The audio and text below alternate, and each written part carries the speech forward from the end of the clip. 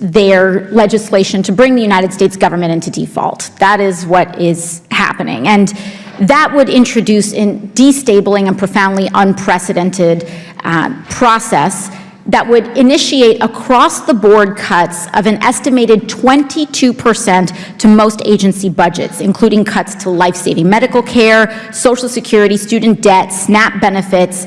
And in all of that, my colleagues seem to forget another way to solve our impending fiscal crisis. This isn't just about continued cuts to the poor and to the working class in our essential services, but we can raise revenue. In fact, in tax cuts in 2017 passed by the other side of the aisle, we see wonderful tax cuts for yacht owners and private jets. But in order to balance our budget now, we're talking about cuts to SNAP, to food out of babies' mouths, instead of actually re-examining the inequities within our tax system. Let's look into the decreasing IRS's revenue that has contributed to a loss in revenue from taxing the wealthiest Americans. Mr. Dodaro, how much have appropriations for IRS enforcement activities decreased since 2010? I'm going to ask Jay McTighe, our expert in IRS, to respond. Thank you. Thank you, Congresswoman. The appropriations for IRS have declined considerably since 2010, roughly 20% when adjusted for inflation, and roughly the same amount when looking at enforcement in particular. And we've seen, according to your May 22 report, Mr. Dodaro, GAOs, you reported a decrease in audit rates of individual tax returns, correct? That's correct. And in that same report, you state that the tax community has also raised concerns about whether the IRS is selecting taxpayers for audit in an equitable manner. Can you explain the concern with respect to the equity of audits and particularly any drops in audit rates for incomes making over $500,000 a year? I'll ask Mr. McTighe to respond. Again, thank you, Congresswoman. In the report that you referenced, we did point out that audit rates have declined by about a third since 2010 across the board, but they have declined more dramatically for higher income individuals.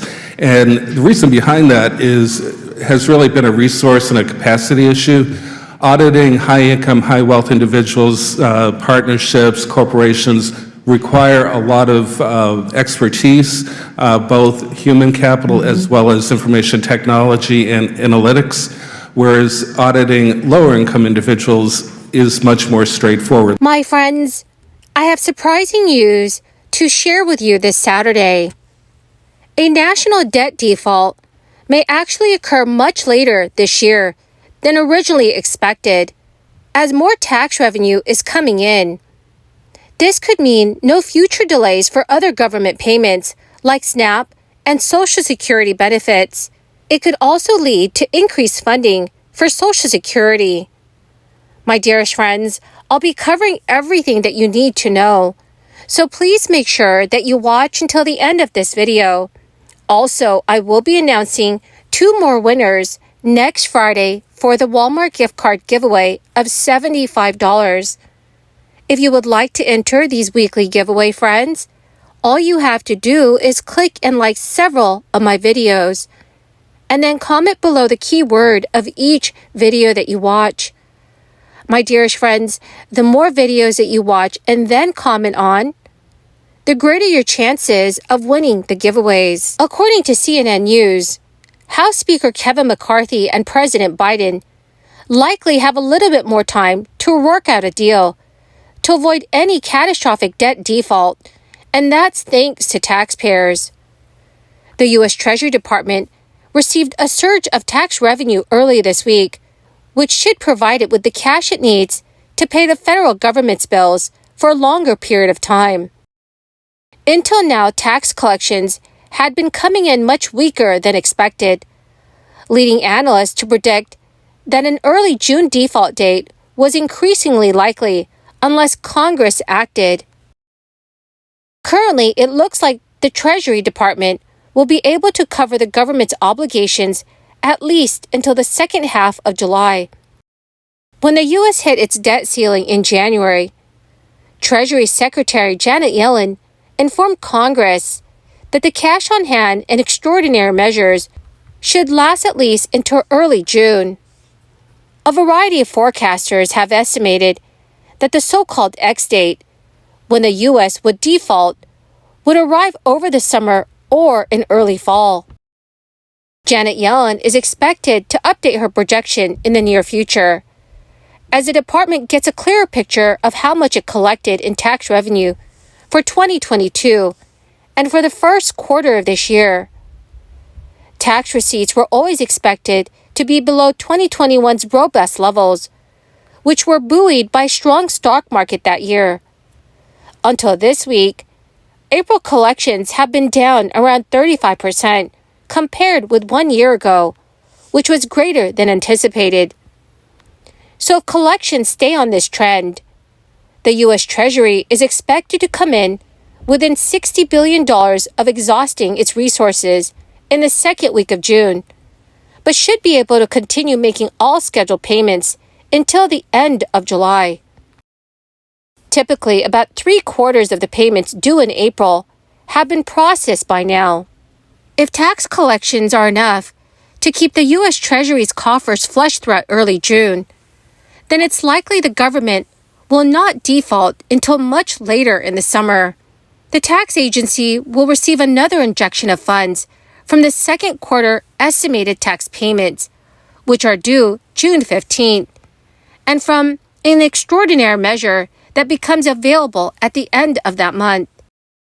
Although House Republicans passed their bill to raise the debt ceiling by $1.5 trillion, the effort has yet to move the needle on talks with the White House. Speaker McCarthy told CNN News on Friday that he has not heard from the White House since the House passed its package. He rejected the idea that he would cut a deal with the Biden administration and water down the legislation. The harsh reality is a recession will impact every single person in some way. The National Bureau of Economic Research defines a recession as a significant decline in economic activity that is spread across the economy and that lasts more than a few months. That means that the U.S. would officially be in a recession if all sectors of the country's economy shrink and continue declining for a continued period of time. One of the first things to happen during a recession is people losing their jobs. This is the case during the Great Recession and during the short-lived crisis-era recession, where tens of millions of Americans were laid off. A recession does not affect everyone in the same way, and those who are already in a vulnerable situation might be forced into debt by recession. That in turn affects their ability to access key services like healthcare, with many losing their health insurance with their job.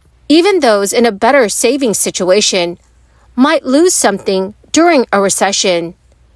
Those who have investments in stocks, bonds, real estate, and other assets might lose their money. Those paying off a mortgage on their homes might fall behind with payments, while those who have not bought a house before might be forced to wait a little longer to be able to afford one. So, dear friends, what are your thoughts about the current status of our economy? Please let me know what your thoughts are in the comments section below. Well, my magnificent and most marvelous friends, that is the end of my daily stimulus update video for this Saturday. Thank you so much, friends, for being part of this community. To say thank you, I'll be giving away more gift cards next Friday, so please make sure you enter by clicking and liking several of my videos, and then do comment below the keyword of each video that you watch. The more videos that you watch and then comment on, my friends, the greater your chances of winning the giveaways. The winners of yesterday's Walmart gift card giveaway is Carol Fiore and Norma Loza. Congratulations, my friends! To claim your gift cards, please check your notifications page and send me a message, or you can message me on my Facebook page. Thank you, friends, and have a wonderful and very blessed Saturday.